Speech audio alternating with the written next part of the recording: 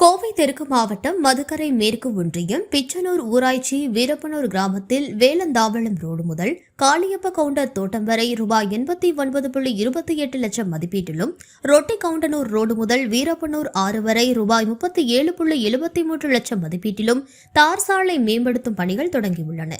அதேபோல் வழுக்குப்பாறை ஊராட்சி மீனாட்சிபுரம் கிராமத்தில் கண்ணவநாயக்கனூர் முதல் கல்லாபுரம் வரை ரூபாய் 98.60 லட்சம் மதிப்பீட்டில் தார் சாலை அமைக்கும் பணிகள் நடைபெறவுள்ளன.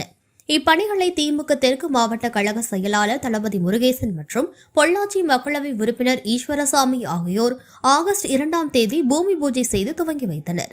மேலும் பாலக்காடு மெயின் ரோடு நவக்கரை பகுதியில் அமைந்துள்ள மதுக்கரை மேற்கு ஒன்றிய திமுக அலுவலகத்தையும் தளபதி முருகேசன் மற்றும் ஈஸ்வரசாமி இணைந்து திறந்து வைத்தனர்.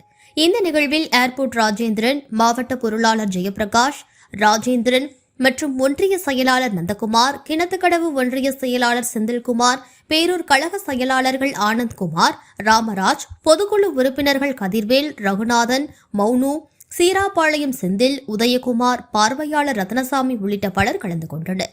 மேலும் கழகத்தின் மூத்த முன்னோடிகள் ஹீராலால் பாய் மற்றும் கரீம்பாய் மறைவிற்கு ஆழ்ந்த இரங்கலை தெரிவித்து திமுக தெற்கு மாவட்ட செயலாளர் தளபதி முருகேசன் குடும்பத்தினரிடம் நேரில் சென்று ஆறுதல் கூறினார். அவரது உடனிருந்தனர் நகர செயலாளர் ராம்ஜி மற்றும் கழக நிர்வாகிகள்.